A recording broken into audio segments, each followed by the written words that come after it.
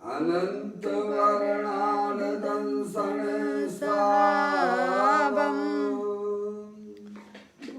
भोक्षामि नियम सारम केवली श्रुत केवली भणिदम नमो करो अनंत उत्कृष्ट दर्शन ज्ञान में जिन वीर को कहूँ नियम सारस केवली श्रुत केवली पर कथित को। श्री नियम सार जी नामक परम आध्यात्मिक ग्रंथ स्वाध्याय हेतु में विराजमान है। आज से 2000 वर्ष पहले इस महान पवित्र ग्रंथ की रचना आचार्य श्री कुंद देव द्वारा इसी पवित्र भूमि पर की गई और इसके टीकाकार पदम प्रमलधारी देव मुनिराज हैं। ग्रंथ का नाम श्री नियम सार जी है। नियम से करने योग्य कार्य अपनी आत्मा में सम्यक दर्शन, सम्यक ज्ञान, सम्यक चारित्र रूपी निर्मल पर्याय, पवित्र पर्याय, मोक्ष मार्ग रूपी पर्याय को प्रकट करना है। क्योंकि वह पर्याय स्वयं ही सुख स्वरूप है और अनंत सुख का कारण भी है। अनादि काल से हमारे आपके आत्मा में पर को अपना जानने वाली, पर को अपना मानने वाली, पर के साथ संबंध रखने वाली ऐसी मोराग देश रूपी मलिन पर्याय, अपवित्र रूप पर्याय प्रकट है, जो स्वयं दुख स्वरूप है और अनंत दुख का कारण भी है। ऐसी मोराग देश रूपी मलिन पर्याय का अपनी आत्मा में से उस पर्याय का अभाव करना है और सम्यक दर्शन, ज्ञान, चारित्र वाली निर्मल पर्याय, पवित्र पर्याय, मोक्ष महारूपी पर्याय को प्रकट करना है। ऐसे कार्य की प्राप्ति जनवाणी माता के द्वारा अपने आत्मा के स्वरूप को पहचानना, अपनी जो आत्म वस्तु है वह परद्रव्य, परभाव और पर्याय से विभिन्न एकमात्र अखंड ज्ञान ज्योति स्वरूप है। ऐसे गायक प्रभु परमात्मा का माँ जनवाणी माता के द्वारा परिचय करके तत्पश्चात शरीर रागादि ये सब कर्मकृत वस्तुएं हैं, इनका हमारे आत्मा के साथ में किसी भी प्रकार का कोई संबंध नहीं है। इस प्रकार सम्यक भेद ज्ञान पूर्वक शरीर रागादि की रुचि छोड़कर अंदर में जो अखंड ज्ञान ज्योति स्वरूप भगवान आत्मा है उसमें ही अपनापन स्थापित करना, उसी को ही निज रूप से जानना, उसमें ही अपनी वर्तमान पर्याय को मग्न कराना, उसे ही अरिहंत परमात्मा ने धर्म कहा है। उसकी चर्चा आचार्य भगवंतों ने, मुनिराजों ने एक एक गाथा, उसकी टीका और कलशों के माध्यम से हमें अपने आत्मा के स्वरूप को यहाँ पर समझाया है। देखिएगा, यह परम आध्यात्मिक ग्रंथ है जिसका नाम है श्री नियम सार जी। ठीक है। हाँ, क्या से पंखे की आवाज आ रही, पंखा बंद कर दो, आवाज आ रही है ना। जिसके 7वें अधिकार की चर्चा हम और आप यहाँ पर कर रहे हैं, जिसका नाम है शुद्ध निश्चय प्राश्चित अधिकार, जिसके अंतर्गत 120वें नंबर की गाथा अपन ने प्रारंभ की है।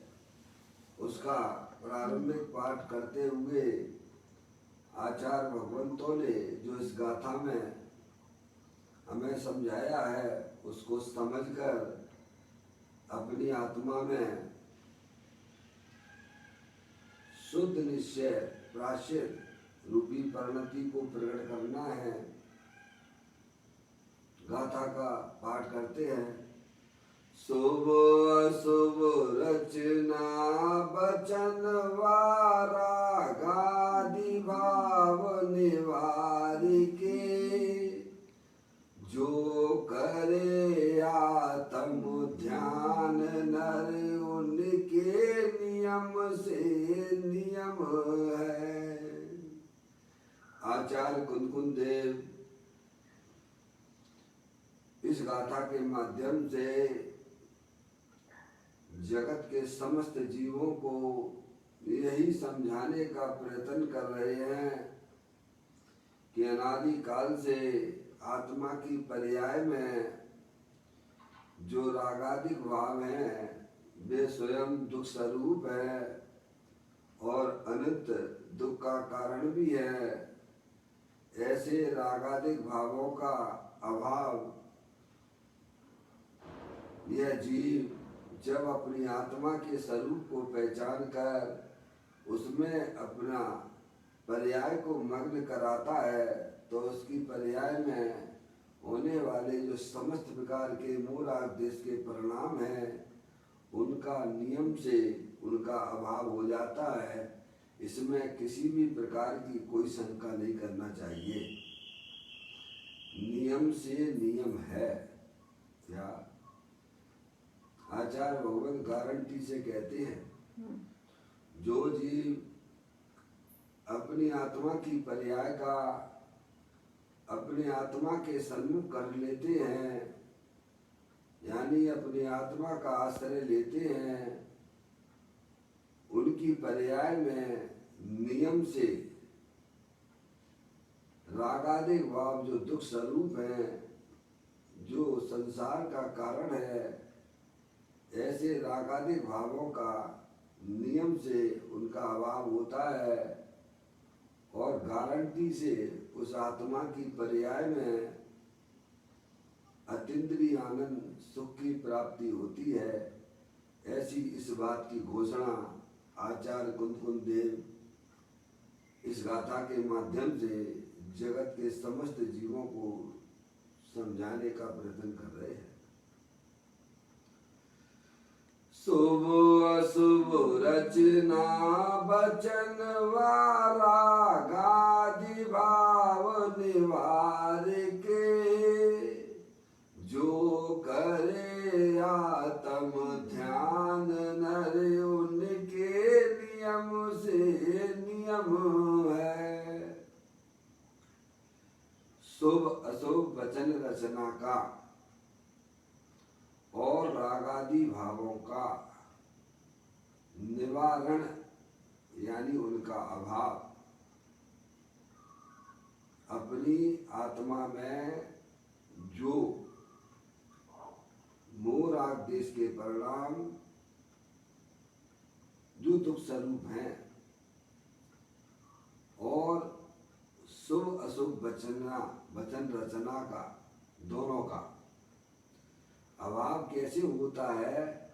जो आत्मा को ध्याता है, मतलब जो अपनी आत्मा का आश्रय लेता है, उस जीव को नियम से यानी निश्चित रूप से उसकी आत्मा की पर्याय में वीतराग दशा की प्राप्ति होती है।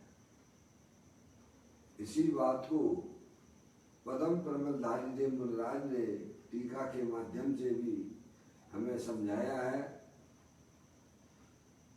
जो अपन पढ़ चुके हैं। इसी गाथा और टीका के ऊपर पूज्य गुरुदेव श्री ने इसका जो व्याख्यान किया है उसको भी आप जो यहाँ देख लीजिएगा। नियम सार जी तीसरा भाग है। कल एक भाई ने यहाँ प्रश्न किया है, वो सुनते हैं अपन। बताया था कि शुद्ध निश्चय नियम से ही वास्तव में आत्मा की पर्याय में दुख की पर्याय का भाव होता है। इसीलिए एक भाई ने यह प्रश्न किया, प्रभु शुद्ध निश्चय नियम किसे कहते हैं, आप थोड़ा मुझे समझा दीजिए। पूज्य गुरुदेव श्री उसका समाधान करते हुए कहते हैं, जो परम तत्व का जानकार होता है उसे शुद्ध निश्चय नियम होता है। क्या कहा? जो परम तत्व का जानकार होता है। परम तत्व का, परम तत्व यानी क्या? अपना जो त्रिकालिक ध्रुव भगवान आत्मा जो कि अनंत शक्तियों के भंडार वाला है, ऐसे गायक प्रभु परमात्मा को जो जानता है। जानता है का मतलब क्या? जिसे अपने गायक प्रभु परमात्मा की पर्याय में प्रतीति होती है, उस जीव के नियम से शुद्ध निश्चय होता है। क्या भाई? शुद्ध निश्चय की प्राप्ति किसको होती है? जो परम तत्व का जानकार होता है उसको होती है। शुद्ध निश्चय नियम समझ गए भाई साहब? शुद्ध निश्चय नियम यानी क्या? पर्याय में वीतराग दशा की उत्पत्ति होना, रागादेग दुख भाव, रागादेग दुख रूपी परिणति का अभाव होना, वह कहलाता है शुद्ध निश्चय नियम। और वह अपना जो त्रिकालिक ध्रुव भगवान आत्मा जो कि परम तत्व जो है वह अपना त्रिकालिक ध्रुव भगवान आत्मा है। उसी का नीचे पूज्य गुरुदेव श्री खुलासा करते हैं, अपना त्रिकाली शुद्ध स्वभाव ही परम तत्व है। कौन सा परम तत्व कौन है? अपना त्रिकाली शुद्ध स्वभाव ही परम तत्व है। संवर निर्जरा मोक्ष भी वास्तविक परम तत्व नहीं है। जबकि संवर निर्जरा मोक्ष है तो पवित्र दशाएं, लेकिन वे परम तत्व नहीं है। वे तो परम तत्व के आश्रय से संवर निजरा मोक्ष रूपी पर्याय प्रकट होती है। आश्रव तत्व परम तत्व कैसे हो सकता है? जब संबर निजरा मोक्ष को भी परम तत्व नहीं कहते हैं तो रागादिक परिणतियों को परम तत्व कैसे कहा जा सकता है? पुण्य भाव को परम तत्व कैसे कहा जा सकता है? जब संबर निजरा मोक्ष को भी परम तत्व नहीं कहते हैं, वास्तव में लिखा ना, संबर निजरा मोक्ष भी वास्तविक परम तत्व नहीं है।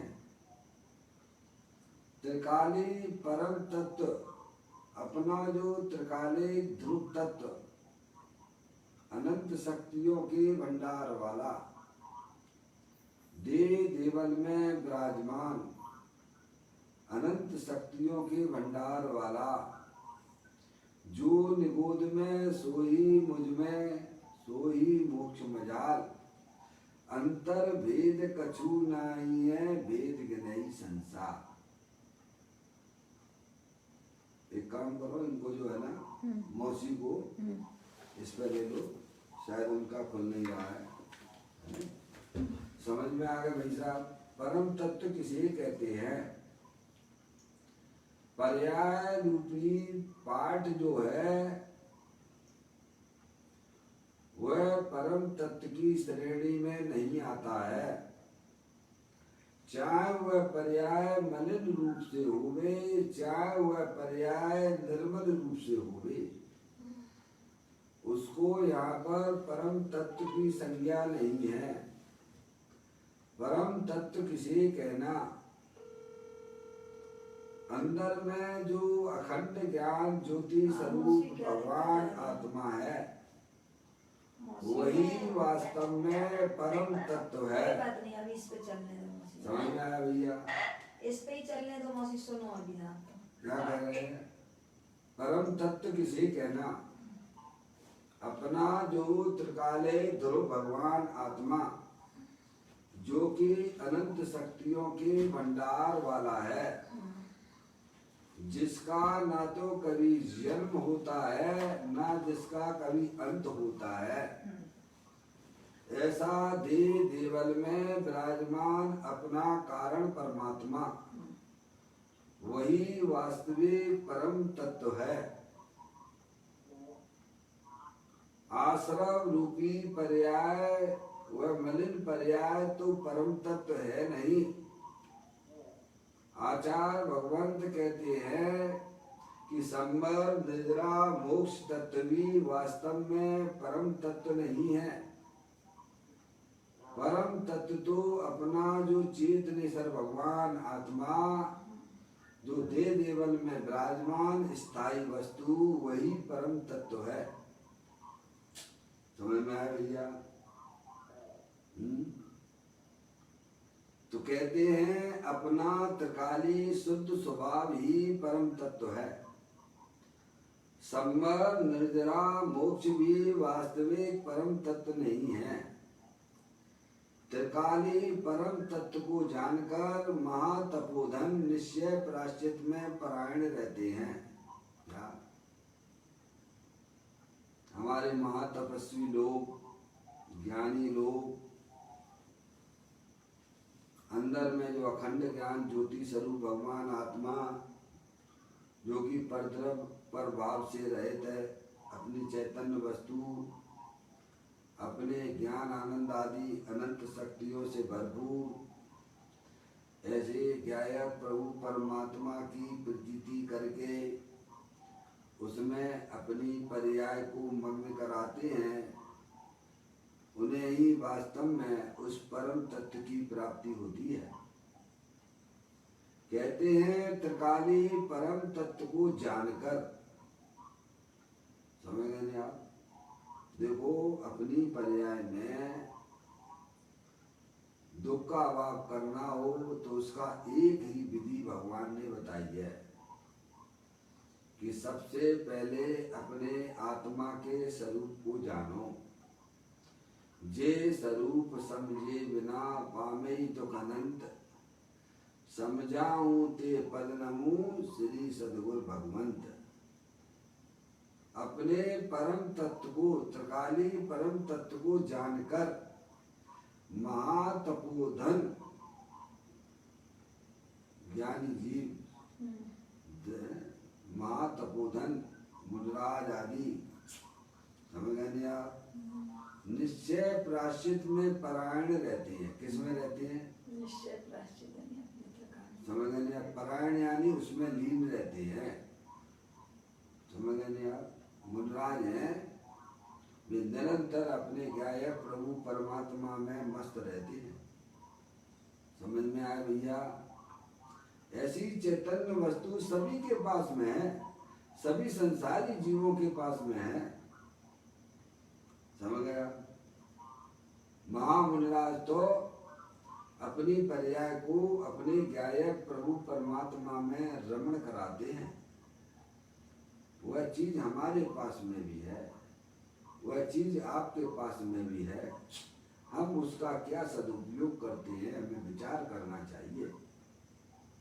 हमारे पंच परमेष्ठी तो उसका निरंतर निरंतर एक समय के लिए भी उसका अभाव नहीं करते। अपनी पर्याय में एक समय भी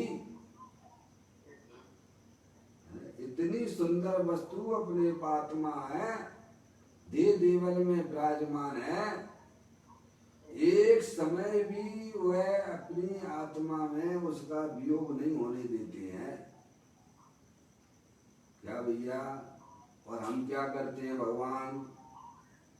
क्योंकि हमें अपनी आत्मा का ज्ञान ही नहीं है, और जहाँ ज्ञान कराया जाता है वहाँ हम ध्यान ही नहीं देते हैं। सुनने के लिए सुन लेते हैं, इस कान से सुनते हैं, उस कान से निकाल लेते हैं। समझ में आया? वही पंच परमेष्ठी भगवान एक समय भी अरे एक सेकंड का असंख्या अथवा भाग भी अपनी आत्मा से दूर नहीं रहते हैं। समझ में आया भगवान? कहते हैं त्रिकाली परम तत्व को जानकर महातपोधन निश्चय प्रायश्चित में परायण रहते हैं। मतलब निरंतर अपनी पर्याय को लीन करते हैं, मग्न करते हैं। ऐसी शुद्धात्म वस्तु इतनी अच्छी, इतनी सुंदर है, जिसके मात्र दर्शन करने मात्र से पर्याय में होने वाले समस्त दुख का अभाव हो जाता है। अल्प काल में वह आत्मा मुक्त रूपी लक्ष्मी को भी प्राप्त कर लेता है भगवान। ऐसी चैतन्य वस्तु दे देवल में विराजमान है, उसका ज्ञान करो, उसका श्रद्धान करो। मैं मनुष्य नहीं हूं, मैं स्त्री नहीं हूं, मैं तो एकमात्र अखंड ज्ञान ज्योति स्वरूप भगवान आत्मा हूं। समझ में आया भैया? कहते हैं त्रिकाली परम तत्व को जानकर महातपोधन निश्चय प्रायश्चित में परायण रहते हैं। कहाँ रहते हैं भगवान? मुनिराज कहाँ रहते हैं?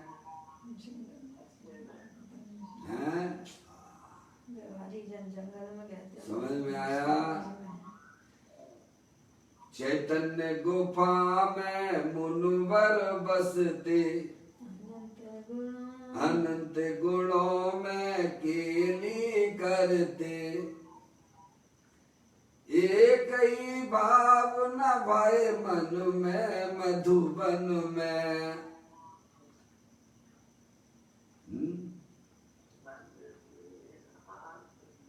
समझ में आया भगवान? मुनिराज क्या करते हैं? अपनी चैतन्य स्वरूपी वस्तु में निरंतर मग्न रहते हैं, आनंदित रहते हैं। एक समय भी वे अपनी आत्मा से दूर नहीं रहते हैं। ऐसे ज्ञानी ध्यानी भगवान आत्मा मुनिराज निरंतर परायण रहते हैं, मग्न रहते हैं अपनी चैतन्य वस्तु में। वो वस्तु आपके पास में भी है कि नहीं भगवान? हैं? सबके ही पल्ले लाल, लाल बिना कोई नहीं, और गांठ खोल देखी नहीं, ताते भयो कंगाल। पर्याय में जो पामरता है, जो भिखारीपना है, वह अपनी आत्मा को नहीं जानने के कारण से है। पर्याय में दुख रूपी पर्याय का अभाव करना हो, पर्याय की पामरता दूर करनी हो, तो अपने त्रिकाले ध्रुव भगवान आत्मा को जानकर उसका आश्रय लेना, यही हमें अरिहंत परमात्मा ने बताया है।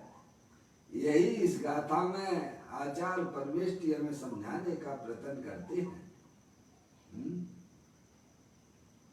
अब देखिएगा कुछ गुरुदेव श्री आगे समझाते हैं। मन वचन काय का लक्ष्य छोड़कर एक चैतन्य में ही एकाग्र होना, और संसारी रूपी बेल के मूल कंदरूप जड़ रूप अशुभ तथा अशुभ अथवा शुभ वचन रचना का निवारण करना, अर्थात स्वरूप के ध्यान में ठहरना, यही वचन रचना का छोड़ना है। किसका? मन वचन काय का लक्ष्य छोड़कर, लक्ष्य छोड़कर मतलब क्या? उसकी रुचि छोड़ दीजिएगा। क्या भाई साहब? मन वचन काया जड़ है। तंता मनता वचनता ज्ञायकता, तंता मनता वचनता जड़ता जड़ संवेल, लघुता गुरुता गमनता, ये सब अजीब के खेल। क्या है? तन क्या है? जड़ है। मन क्या है? जड़ है। समझ गया? वचन क्या है? भाषा वर्णना है, जड़ है। उनका लक्ष्य छोड़कर मतलब उसका सबसे पहले उसका प्रेम छोड़ो। है? थोड़ा वॉल्यूम बंद कर दिए भाई साहब, जिनका खुल गया है। यहाँ पर सबको डिस्टर्ब होता है।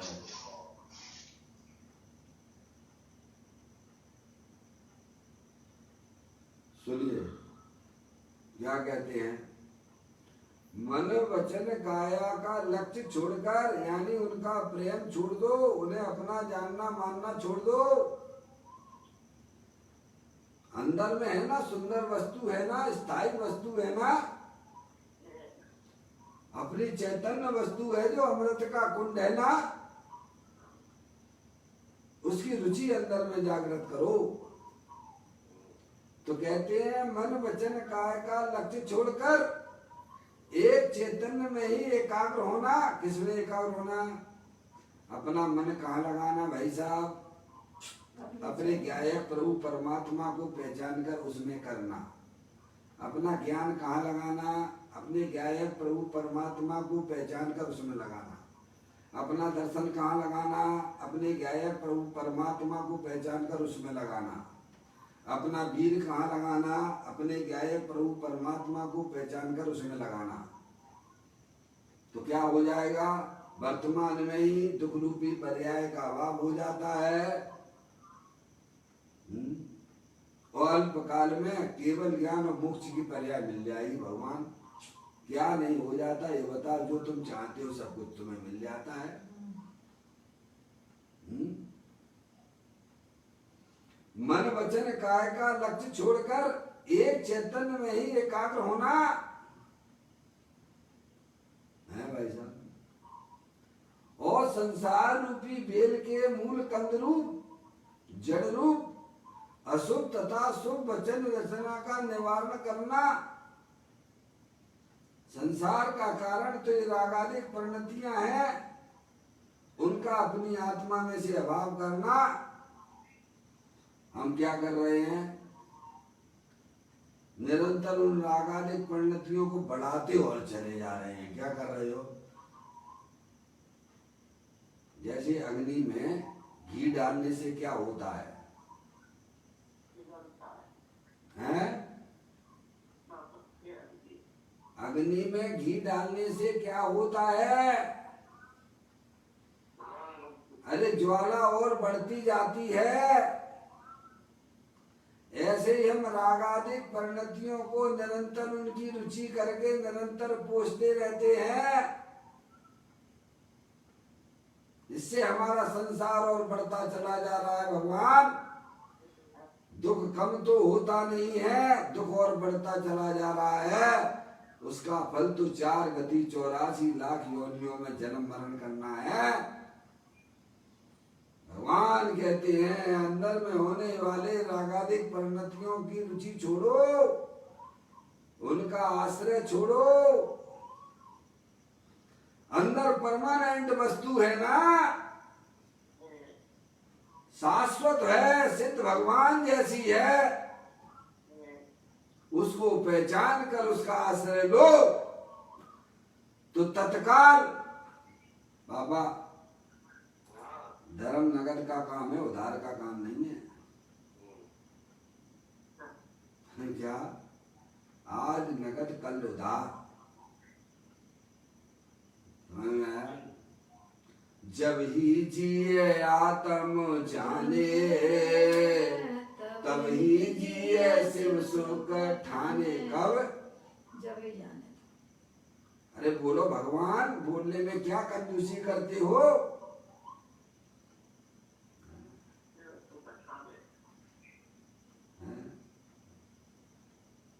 जब ही जिए आत्म जाने, उसी समय सिद्ध भगवान जैसा आनंद मिलता है। जैसा अभी हमें कैसे मिलेगा? हम तो अभी संसारी हैं? अभी तो हम शरीर वाले हैं। तुम हो शरीर वाले? तुमने कभी निर्णय किया जिंदगी में? हो सकते हो तुम कभी शरीर वाले? जबरदस्ती मान ना मान, मैं तेरा मेहमान। कोई तुमसे प्रेम करता नहीं है, तुम उससे जबरदस्ती प्रेम करने लगे हुए हो। ये एक तरफा प्रेम नहीं है तो और क्या है? बाबा, शरीर तुमसे प्रेम करता नहीं है, तुम अनादिकाल से शरीर से प्रेम करते चले आ रहे हो। ये एक तरफा प्रेम नहीं है और क्या है ये? हैं? ये एक तरफा प्रेम है कि नहीं है? शरीर तुमसे प्रेम नहीं करता है, तुम अनादिकाल से शरीर से प्रेम करते चले आ रहे हो। ये कहाँ की बात है ये?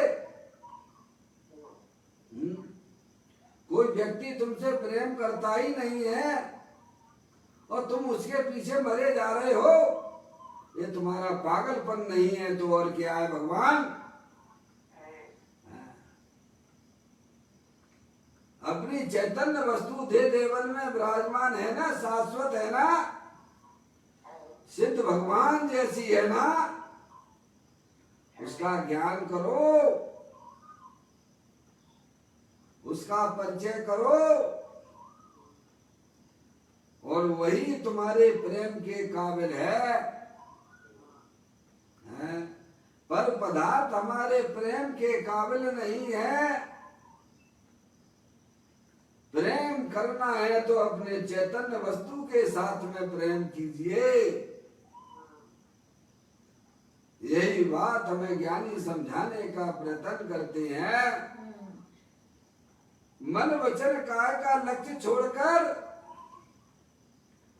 एक चैतन्य में ही एकाग्र होना, ये पुरुषार्थ नहीं दिखता भगवान। सही बात है। हैं? दुनिया कहती कि साहब आत्मा आत्मा की बातों से क्या होता है? तेरा काम उसी से होगा और जब भी होगा तो उसी से होगा। तू भले खूब मंदिरों की चक्कर लगा, खूब भगवान के सामने उल्टा खड़ा हो जा, शीर्षासन लगाकर खूब क्षेत्रों की चक्कर लगा, तो तेरा काम नहीं होगा। तेरा काम तो अपनी चैतन्य वस्तु से ही होगा। चैतन्य वस्तु को समझे बिना, चैतन्य वस्तु का आश्रय लिए बिना आत्मा का कभी भी कल्याण होने वाला नहीं है। ये गारंटी भगवान कहते हैं। मैं तो नियम से कहता हूँ, भगवान कहते हैं नियम से नियम है कि अपने गायक प्रभु परमात्मा का जब जीव आश्रय ले लेता है, उसी समय सिद्ध भगवान जैसा आनंद की प्राप्ति होती है। और क्या चाहिए भगवान?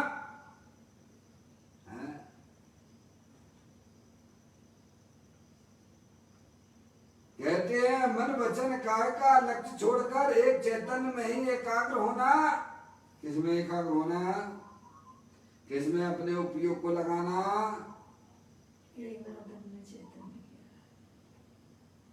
पापा ये बात किसकी है? ये कौन बता रहा है? हैं?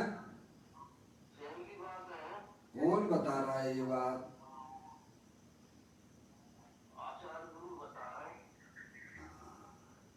तो हमें उनकी बात स्वीकार करना चाहिए कि नहीं करना चाहिए?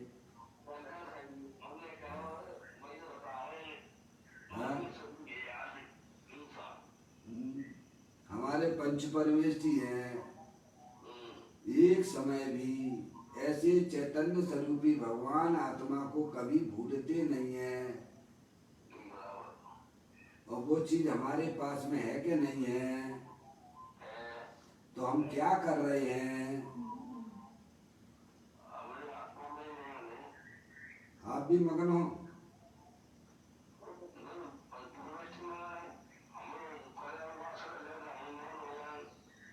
तो कब लोगे? किसकी आशा में बैठे हो? हैं? किसका इंतजार कर रहे हो?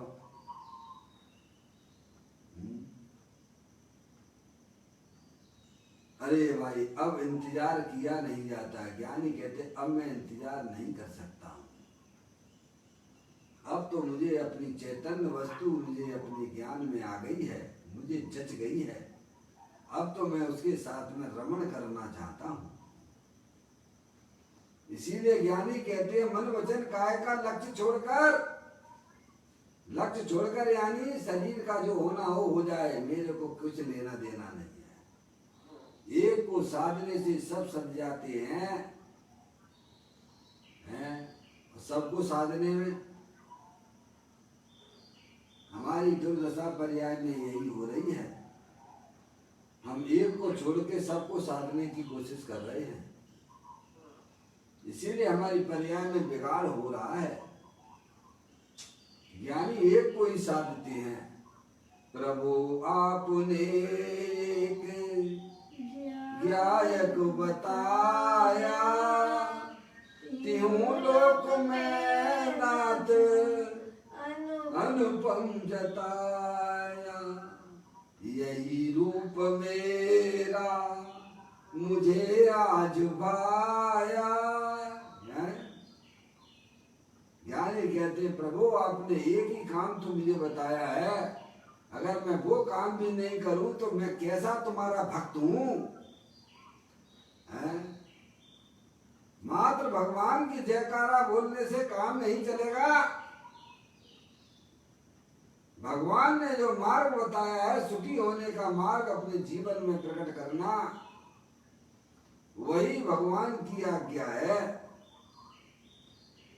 कहते हैं मन वचन काय का लक्ष्य छोड़कर एक चैतन्य में ही एकाग्र होना और संसार रूपी वेद के मूल कंदरूप जड़ रूप शुभ अशुभ वचन रचना का निवारण करना, अर्थात स्वरूप के ध्यान में ठहरना, यही वचन रचना को छोड़ना है। क्या है? रागादिक परिणतियां वचन रचना का छूटना कब हो जाता है? जब पर्याय अपने त्रिकालिक ध्रुव भगवान आत्मा का आश्रय लेती है, उसी समय है भाई साहब रागादिक भावों की दुख रूपी पर्याय की छुट्टी हो जाती है। इस प्रकार वचन रचना का तिरस्कार किया। क्या किया? तिरस्कार कर देते हैं ज्ञानी। यहाँ मात्र वचन रचना को छोड़ने के लिए देखिएगा, यहाँ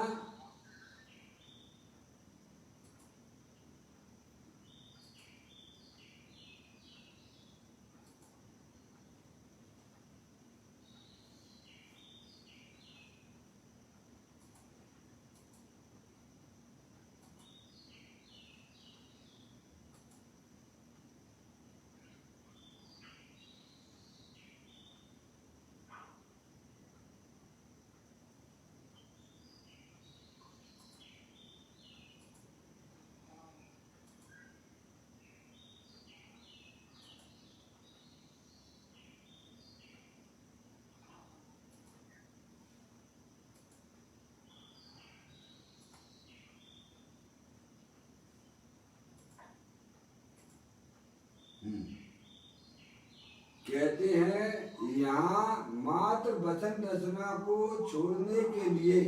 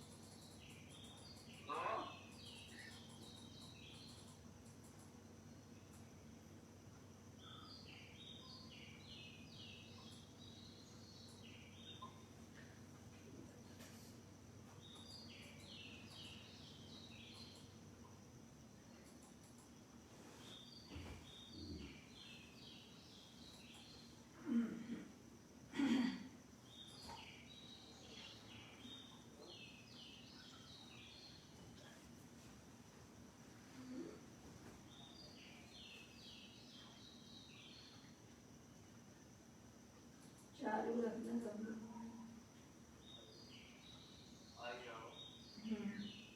यहाँ मात्र वचन रचना को छोड़ने के लिए ही नहीं कहा है, बल्कि मोह राग देश आदि समस्त प्रभावों को छोड़ने के लिए कहा है। देखिए यहाँ यानी इस गाथा में आचार्य कुनकुन देव ने इस 120वें नंबर की गाथा में मात्र वचन रचना को छोड़ने के लिए ही नहीं कहा है, बल्कि मोह राग देश आदि समस्त प्रभावों को छोड़ने के लिए कहा है। जो अपनी आत्मा में जो पर को अपना जानने वाली पर्याय, पर को अपना मानने वाली पर्याय, पर का लक्ष्य करके जो हमारी आत्मा की पर्याय में जो रागादिक परिणतियां होती हैं, उनका भी आश्रय छोड़ने के लिए कहा गया है। समझ गए आप? केवल सुभाषुर वचन रचना को ही नहीं छोड़ना है, उनका लक्ष्य नहीं छोड़ना है, बल्कि अंदर में रागादिक परिणतियों का भी आश्रय करना छोड़ने की बात कर रहे हैं। आश्रय लेना है तो अपने त्रिकालिक ध्रुव भगवान आत्मा का आश्रय लेने की बात करते हैं। क्या? दोनों चीजों को छोड़ने की बात करते हैं। तो पुण्य भाव का परिणाम वह सब आपके मूलादेश में आता है कि नहीं आता है? पाप का परिणाम तो है ही, वो तो छोड़ने लायक है ही, लेकिन भगवान कहते हैं कि पुण्य का परिणाम भी, उसी का भी रुचि छोड़ दो। अंदर में अखंड एक ज्ञान ज्योति स्वरूप भगवान आत्मा है, उसकी अंदर में रुचि जागृत करो। जिन पुण्य पाप नहीं कीना, आत्म अनुभव चित दीना, नहीं विधि आवत रोके, संबर लय सुख अवलोके। क्या? पुण्य पाप की रुचि छोड़कर, अंदर में रागादिक परिणतियों की रुचि छोड़कर, अंदर में जो अखंड ज्ञान ज्योति स्वरूप भगवान आत्मा की जो रुचि जागृत करते हैं, वे अल्प काल में मूलादेश रूपी दुख रूपी पर्याय का अभाव कर लेते हैं।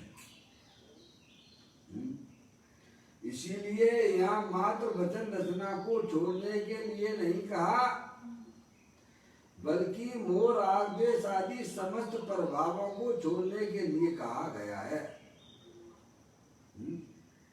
फिर एक भाई का यह प्रश्न आया कि समस्त प्रभावों का अभाव करने के लिए ज्ञानी किसकी भावना भाता है? क्या भाई? पहले प्रश्न समझिए पापा, प्रश्न समझ में आ गया? समस्त प्रभावों का अभाव करने के लिए ज्ञानी किसकी भावना भाता है? क्या प्रश्न है भैया?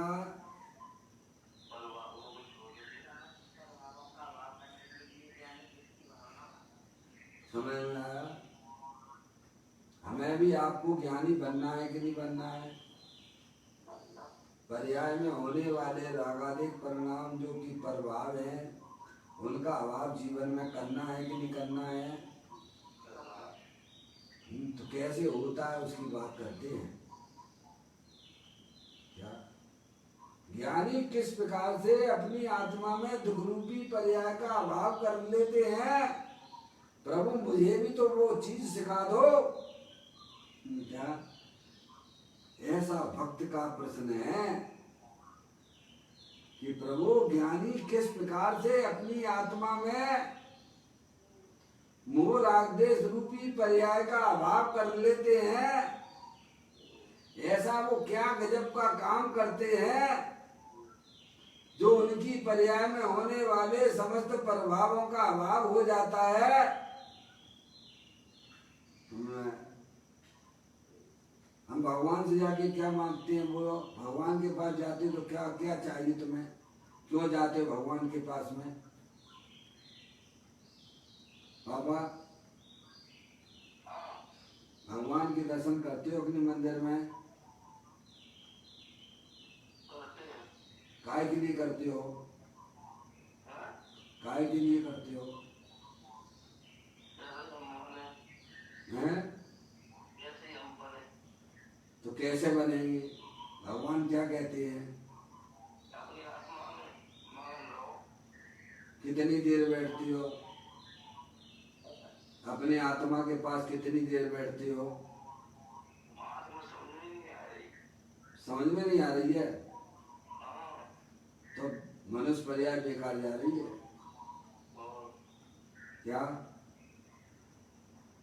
अगर आत्मा समझ में नहीं आ रही है तो मनुष्य पर्याय के समय तो बर्बाद जा रहे हैं, समझ लेना है। क्यों नहीं आ रही समझ में?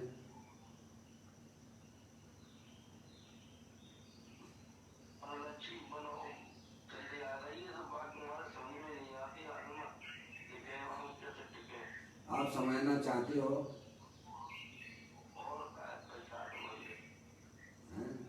देख नहीं जाते हो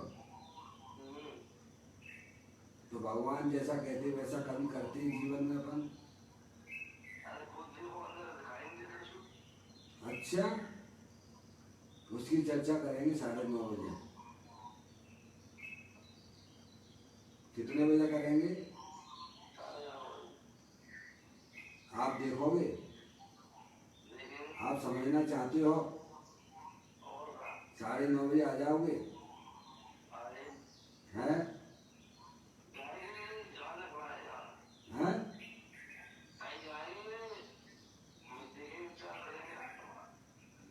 9:30 बजे उपस्थित होना पड़ेगा।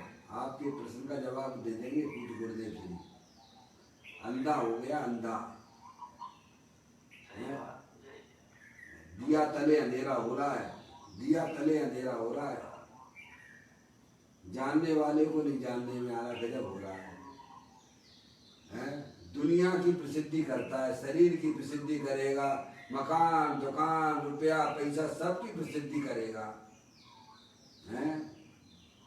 जानने वाले की प्रसिद्धि नहीं हो रही, गजब हो गया। वो चर्चा मिलेगी आपको 9:30 बजे।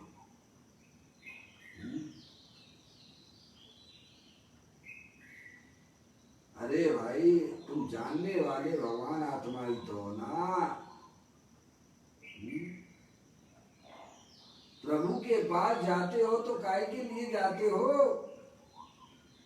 आप बोलते जरूर हो पर वहां मंदिर में जाकर परिणामों की स्वच्छता के निमित्त जिन बिन।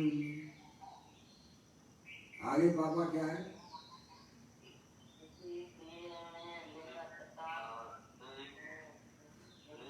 आप बोलते हो पाठ बोलते हो, लेकिन यहाँ नहीं बोल पा रहे आप।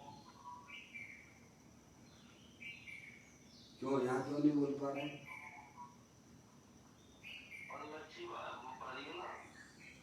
तो परलक्षी का जो कह रहा हो तो आपसे का जुगा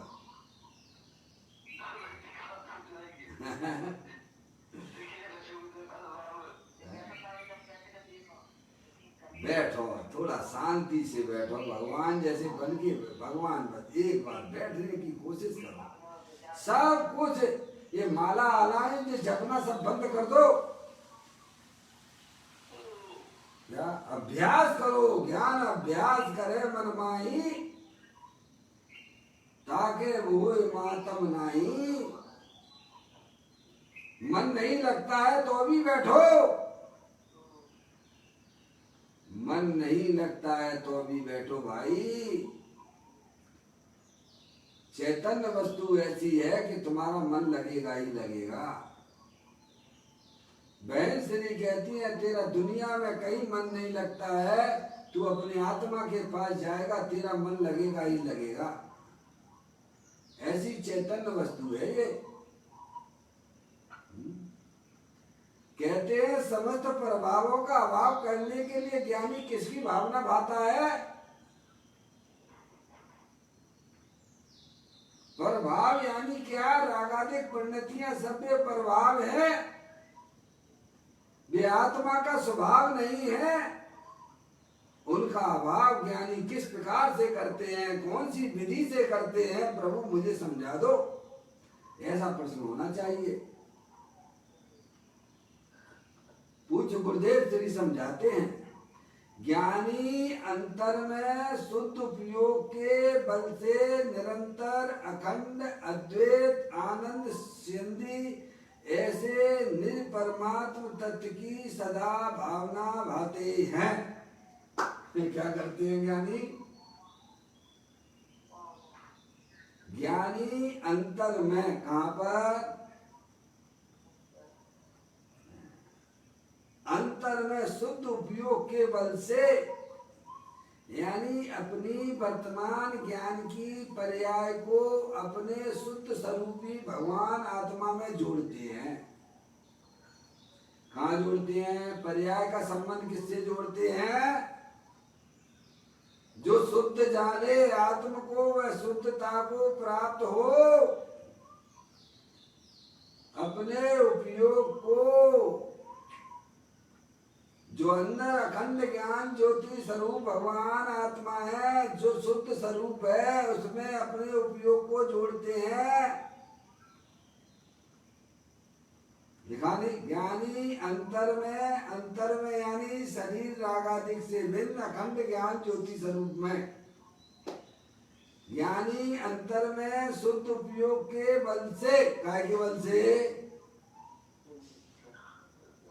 शुद्ध उपयोग के बल से निरंतर है अखंड अद्वैत आनंद सिंधि ऐसे निज परमात्म तत्व की सदा भावना भाती है। क्या? निरंतर अपनी पर्याय का भावना, यानी उसी का श्रद्धान, शुद्धात्मा का ही श्रद्धान, शुद्धात्मा का ही ज्ञान और शुद्धात्मा की रमणता, उसको बोलते भावना, अंतर भावना। क्या क्या भाई? आत्म भावना भावता जीव रहे केवल ज्ञान को। मेरा तो सब कुछ मेरा भगवान आत्मा है। मैं एक शुद्ध सदा रूपी ज्ञान द्रगुण यथार्थ से, कुछ अन्य वो मेरा नहीं, परमाणु मात्र नहीं। हरि गुणभद्राचार्य आत्मानुशासन में, पापा गुणभद्राचार्य आत्मानुशासन ग्रंथ है, उसके रचयिता गुणभद्राचार्य आचार्य देव हैं। उनसे एक भाई ने प्रश्न किया कि प्रभु, मैं पर्याय में भगवान बन जाऊं, ऐसा कोई शॉर्टकट उपाय है आपके पास में? क्या पूछा? प्रश्न क्या किया? मैं पर्याय में भगवान बन जाऊं जल्दी से जल्दी, कोई शॉर्टकट उपाय है आपके पास में? बता दो मुझे। मिलने की है, तुम अपनाओगे? है, शॉर्टकट उपाय है हमारे पास में, तुम अल्पकाल में भगवान बन जाओगे। ये कहते हैं नहीं है, ऐसी बात नहीं करते हैं, है। वे कहते हैं भाई साहब, अकिंचन स्वरूपो हम, ऐसी अंदर में पर्याय में भावना भाव कि मेरा तो सब कुछ मेरा आत्मा ही है, पर द्रव्य मेरा कुछ भी नहीं है। ऐसी भावना से एकांत में बैठ जाओ, अकिंचन स्वरूपो हम, तो अल्प काल में पर्याय में भगवान हो जाओगे। सम्यक दर्शन तो बहुत छोटी बात है, लेकिन हम तो अंदर में भावना कैसी भा रहे हैं? जो पुण्य के उदय से मिली चीज है वो तो मेरी है ही, लेकिन दूसरों की जमीन जायदाद रुपया पैसा हड़पने की भी बुद्धि अंदर में चल रही है। कैसे आत्मा सुख के मार्ग को प्राप्त करेगा? अंदर में भावना क्या चल रही है हमारी? वे कहते हैं मैं एक शुद्ध सदा रूपी ज्ञान द्रगुण यथार्थ से, कुछ अन्य वो मेरा नहीं, परमाणु मात्र नहीं। अरे और हमारे मन में क्या चल रहा है? सब कुछ है भाई साहब। पापा, कैसे शांति मिलेगी? हमारी दशा तो ऐसी हो गई है जैसे जो है बंदर उस सुरई के अंदर अपना हाथ डालता है और वह जो है बंदर पड़ी हुई वस्तु को हाथ में पकड़े हुए है और कह रहा है तकलीफ में है। कि हाथ बाहर निकलता ही नहीं है, निकलता ही नहीं है, निकलता ही नहीं है, निकलता ही नहीं है, निकलता ही नहीं है। पापा कैसे निकलेगा? सुरई बोल हैं? कैसे निकलेगा ये बता दो। पाला पौना मुट्ठी अरे बोलो, वो बंदर तकलीफ में बैठा हुआ है, हैं? तो इतनी सी तो बात भगवान यही तो कह रहे हैं, भगवान यही तो कह रहे हैं, स्वयं उसको पकड़े हुए है। चना ये नहीं कहता कि तू मुझे पकड़, ऐसे ही पर तरफ ये नहीं कहते हैं कि तू मुझे अपना मान। हमने अपने ज्ञान में सबको बसा कर बैठ गए हैं। भगवान कहते हैं तेरा तो एकमात्र अखंड ज्ञान ज्योति स्वरूप भगवान आत्मा है, ऐसी अंदर में तू भावना भा। तो भगवान आत्मा मिलने में कहाँ कमी है भाई साहब? हैं? ज्ञानी अंतर में शुद्ध उपयोग के बल से निरंतर अखंड अद्वैत आनंद सन्नी ऐसे निज परमात्म तत्व की सदा भावना भाते हैं। मैं एक शुद्ध सदा रूपी ज्ञान द्रगुण यथार्थ से कुछ अन्य वो मेरा नहीं, परमाणु मात्र नहीं हरी। ऐसे महातत्व ज्ञानी मुनियों को शुद्ध निश्चय नियम से होता है। क्या नियम से गारंटी लेते हैं क्या भाई साहब? ऐसी अंदर में भावना भाई है भाई साहब। देखो मिलता है कि नहीं मिलता है आत्मा, है? 5 मिनट बैठो, अपने लिए बैठो, मौन बैठो, चुपचाप शांति से बैठो। मैं चेतनेश्वर भगवान आत्मा हूं। यह बात आपकी समझ में आती है कि नहीं आती है? 2 द्रव्य है कि नहीं है? एक ये पुद्गल द्रव्य शरीर है और अंदर में अखंड ज्ञान ज्योति स्वरूप भगवान आत्मा। इतना विश्वास विकल्प में जमता है कि नहीं जमता है? 2 ये बात समझ में आती है कि नहीं आती है पापा? आती है। 2 चीजें हैं कि नहीं है? एक जानने देखने वाला पदार्थ आत्मा है, अरूपी है, अनंत शक्तियों के भंडार वाला है, एक बात। दूसरा ये शरीर अनंत पुद्गल परमाणुओं का पिंड है। इसका हमारे आत्मा के साथ में किसी भी प्रकार का कोई संबंध नहीं है। ऐसा भेद ज्ञान पूर्वक अपने आत्मा के पास बैठने की व्यवस्था बनाइए। क्या अभ्यास कीजिए? बिना अभ्यास के वह आत्मा मिलने वाला नहीं है। अनादि काल से हमारा विपरीत अभ्यास चल रहा है। जो मेरी चीज नहीं है उसे अपना जान रहे हो, अपना मान रहे हो। ये विपरीतता है पर्याय में, उसको दूर ज्ञानियों ने अभ्यास के द्वारा दूर किया है। 5 मिनट बैठो, भगवान के सामने ही बैठो, कहीं दूसरी जगह मत बैठो। वहीं से स्टार्ट करो। मैं तो ये कह रहा हूं, फिर घर में बैठना भी चालू करो। हम तो भगवान के पास में भी बैठेंगे तो एक माला पहले से हाथ में ले लेंगे। पापा भगवान के पास में भी बैठेंगे तो या तो भगवान की तरफ देखते रहोगे या फिर माला ले लो हाथ में। माला नहीं तो हाथ की उंगलियों को ही चलाते रहो। फिर ये अभ्यास कब करोगे? माँ चिट्ठे माँ जंपे, हे जीव तू किसी प्रकार का विकल्प ना कर। मैं तो एकमात्र अखंड ज्ञान ज्योति स्वरूप भगवान आत्मा हूँ। है क्या पापा?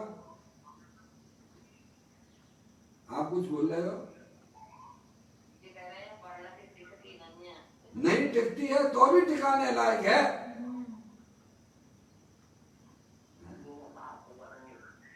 आप ये बताओ, बिजनेस में जब आप फेल भी होते होगे, कहीं कहीं नुकसान भी उठाते होगे, तो भी छोड़ देते हो क्या?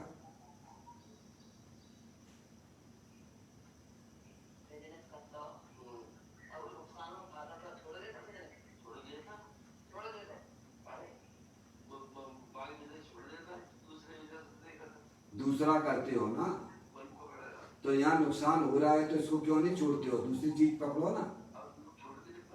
अरे भगवान आपकी बात कोई, अरे आपकी बात कोई भगवान कह रहे हैं ना, यहाँ भी नुकसान हो रहा है ना, निरंतर हमारा संसार बढ़ता चला जा रहा है, शरीर से प्रेम करते चले आ रहे हो, यहाँ नुकसान होता है तो दूसरी चीज क्यों नहीं पकड़ते हो, हैं?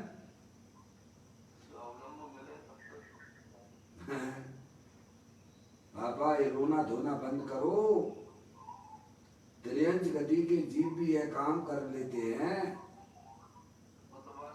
नार की जीव भी यह काम कर लेते हैं, पर हमारे पास में ऐसा कौन सा संकट है जो हमें ये काम करने के लिए रुकावट पैदा करता है। विचार करना है, विचार करना। जब त्रियंच गति के जीव भी यह काम कर लेते हैं, नार की जीव भी अपनी आत्मा की पर्याय में अपनी आत्मा का आश्रय ले लेते हैं, तो हमारे पास में ऐसा कौन सी परेशानी है जो हम ये काम नहीं कर पा रहे हैं। तो ये रुचि कहाँ से लाए, कौन दे दे, भगवान दे दे क्या है? एक तरफ दूसरे तरफ का तो कुछ कर नहीं सकता है। ये अनादि अनंत सत्य बात है, सत्य बोलो गत्य है। देखिएगा अपनी बात यहाँ पर आगे बढ़ती हुई, ज्ञानी अंतर में शुद्ध उपयोग के बल से निरंतर अखंड अद्वैत आनंद सिंधि ऐसे निज परमात्म तत्व की सदा भावना भाते हैं। ऐसे महातत्व ज्ञानी मुनियों को शुद्ध निश्चय नियम से होता है क्या, जो अपने त्रिकालिक ध्रुव भगवान आत्मा के सन्मुख होकर उसकी श्रद्धा और ज्ञान और रमणता करते हैं, उनके पर्याय में नियम से अतीन्द्रिय आनंद की पर्याय में प्राप्ति होती है और रागादिक भावों का अभाव हो जाता है। ये उसका उत्तर दिया गया है। क्या क्या क्या प्रश्न था? समस्त प्रभावों में सब मोह राग द्वेष के परिणाम आ जाते हैं। उनके अभाव के लिए ज्ञानी किसकी भावना बाते हैं? तो कहते एकमात्र अखंड ज्ञान ज्योति स्वरूप जो भगवान आत्मा देह देवल में विराजमान है, उसकी श्रद्धा, उसका ज्ञान और उसके आचरण लीनता के द्वारा समस्त प्रभावों का अभाव कर देते हैं। विधि एक ही है। क्या हलवा बनाने की विधि कुछ? झोपड़ पट्टी में रहता हो पापा, झोपड़ पट्टी में रहने वाला गरीब और महल में रहने वाला राजा, दोनों के लिए हलवा बनाया जाएगा तो किस विधि से बनाया जाएगा? विधि एक होगी कि अलग अलग होगी? एक होगी। पापा प्रश्न क्या पूछा है? अरे गरीब व्यक्ति भी अगर हलवा बनाता है तो उसकी विधि वही होती है जो महल में बैठा हुआ राजा के लिए हलवा बनता है। इसी प्रकार ज्ञानी कहते हैं सुखी होने का विधान तो एक ही है कि अपने गायक प्रभु परमात्मा को पहचानो, जिसने शरीर को आज तक स्पर्श नहीं किया है, जिसने रागादिक परिणतियों का भी स्पर्श नहीं किया है, ऐसी चैतन्य वस्तु का पहचान कर उसकी श्रद्धा करना। मैं आत्मा हूँ, मैं शरीर नहीं हूँ, मैं तो एकमात्र अखंड ज्ञान ज्योति स्वरूप भगवान आत्मा हूँ, ऐसा पर्याय में श्रद्धा लाना और उसी का करना ज्ञान और उसी में अपनी पर्याय को मग्न कराओगे तो भाई साहब अल्पकाल में सभी रागादिक परिणतियों का अभाव हो जाएगा और अल्पकाल में पर्याय में भाई साहब मोक्ष रूपी लक्ष्मी की प्राप्ति होती है। यही एक उपाय है, दूसरा कोई उपाय नहीं है। ज्ञानी अंतर में शुद्ध उपयोग के बल से निरंतर अखंड अद्वैत आनंद ऐसे निज परमात्म तत्व की सदा भावना भाते हैं। ऐसे महातत्व मुनियों को शुद्ध निश्चय नियम से होता है। अब देखिएगा इसी बात को पूज्य गुरुदेव श्री और खुलासा करते हैं।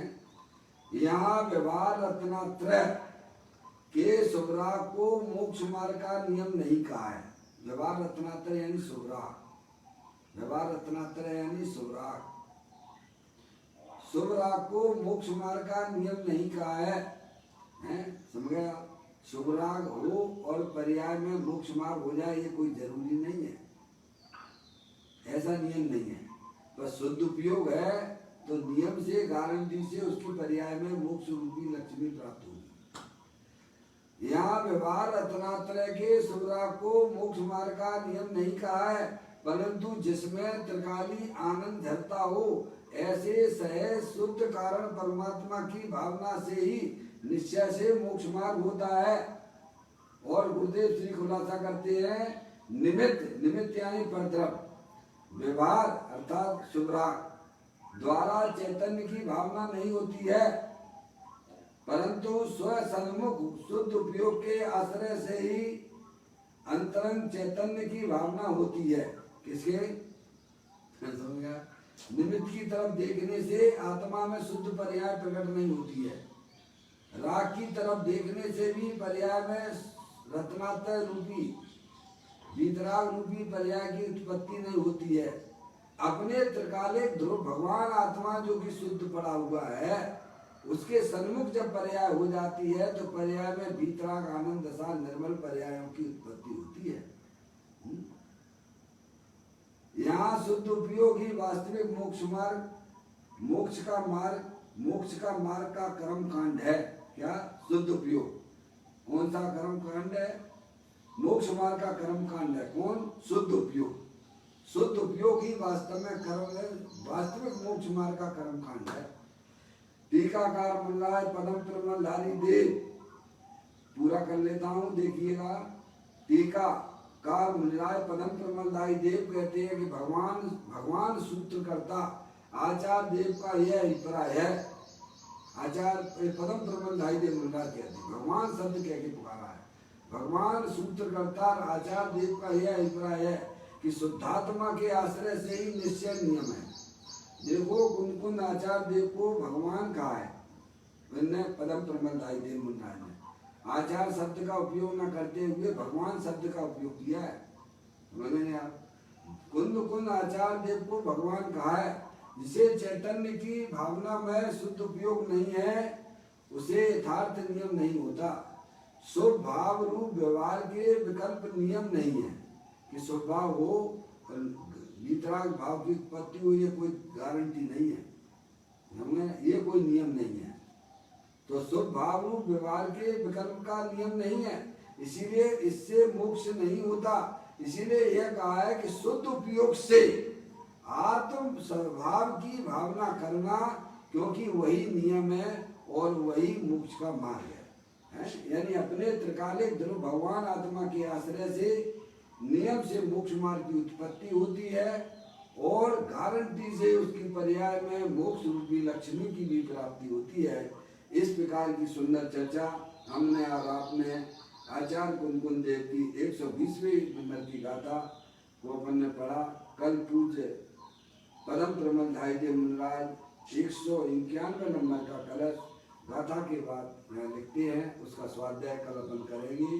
निज निधि में जो मैं बताई ये अनंत अनंत उपकार है, उसके लिए जिन वाणी मांगो वंदना सतवार है, वंदना सतवार है। नौवान मुकर मंत्र।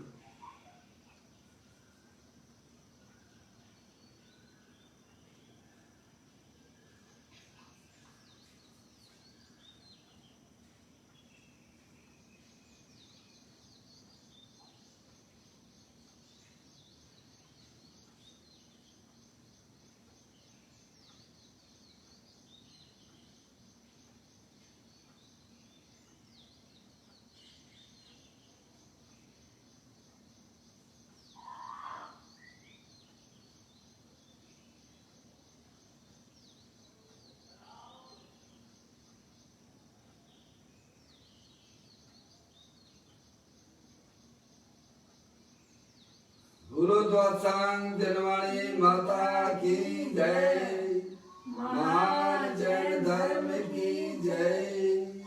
सभी साधर्मी आत्मार्थी बंधुओं को सादर जय जिनेंद्र जय।